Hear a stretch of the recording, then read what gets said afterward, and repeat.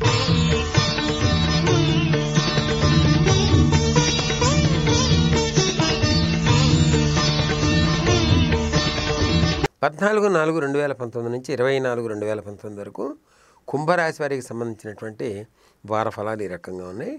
రాజపద ప్రాప్తి రాజయోగాన్ని సంబంధించి మహత్తరమైనటువంటి రాజయోగాన్ని మరొక పర్యాయం భగవంతుడు కుంభరాశి వారికి అనుగ్రహించాడు. ద్వితీయంలో శుక్రబుధుల యొక్క సంచారం, శుక్రుడు ఉచ్చబంధి ఉన్నాడు. తృతీయంలో రవి యొక్క సంచారం, చతుర్థంలో కుజుని యొక్క సంచారం, పంచమంలో రాహు యొక్క సంచారం, లాభంలో గురువు కేతువు శని. అంటే ఇంచుమించు అన్ని గ్రహ సంచారాలు కూడా కుంభరాశికి యోగించే సమయంలోనే ఉన్నాయి, యోగించే పరిస్థితుల్లోనే ఉన్నాయి. ఆ కారణం చేత కుంభరాశి గురించి మనం ప్రత్యేకంగా చెప్పవలసినటువంటి అవసరం లేదు. కానీ కుంభరాశి వారికి ధన ప్రాప్తికి సంబంధించి విశేషమైనటువంటి ధనానికి సంబంధించినటువంటి లాభ ప్రక్రియని ఒక చిన్న ప్రక్రియని ఇక్కడ పొందుపరుద్దామని చెప్పి ప్రయత్నం చేస్తున్నాను. 19వ తారీఖున చైత్ర పౌర్ణమి. ఆ చైత్ర పౌర్ణమి రోజున కుంభరాశి వారు మేడ మీదకి రాత్రిపూట 8:30-9 ఆ సమయంలో వెళ్ళి రజత పాత్ర అంటే వెండి గిన్నెలో పాలు తీసుకుని ఆ పాలలో చంద్రబింబాన్ని దర్శనం చేసి దాంట్లో కాస్త కుంకుమ పువ్వు వేసి దాంట్లో గుండ అంటాం దాన్ని.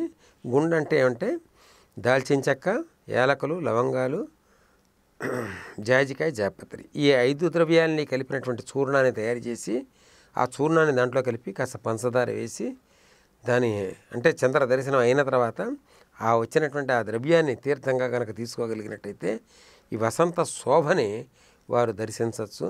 ఇంట్లో తప్పనిసరిగా గ్రహంలో శోభస్కరమైనటువంటి స్థితి, ఇంట్లో పిల్లలకి సంబంధించి ఒక వివాహ కార్యక్రమానికి కానీ శుభ కార్యక్రమానికి కానీ గృహప్రవేశానికి కానీ అనువైన సమయం జరుగుతోంది. కాబట్టి కుంభరాశి వారు ధన్యజీవులే. కుంభరాశి వారికి ఇటువంటి మహత్తరమైనటువంటి రాజయోగాన్ని ఈ పర్యాయం అనుకోకుండా లభించినటువంటి వరాలు కాబట్టి భగవంతుడిచ్చిన ఈ వరాన్ని సద్వినియోగం చేసుకోగలిగితే కుంభరాశి వారు ధన్యులే. ఈ వీడియో గనుక మీకు నచ్చినట్లయితే లైక్ చేయండి, షేర్ చేయండి. మరిన్ని వీడియోస్ కోసం మా ఛానల్ను సబ్స్క్రైబ్ చేయండి.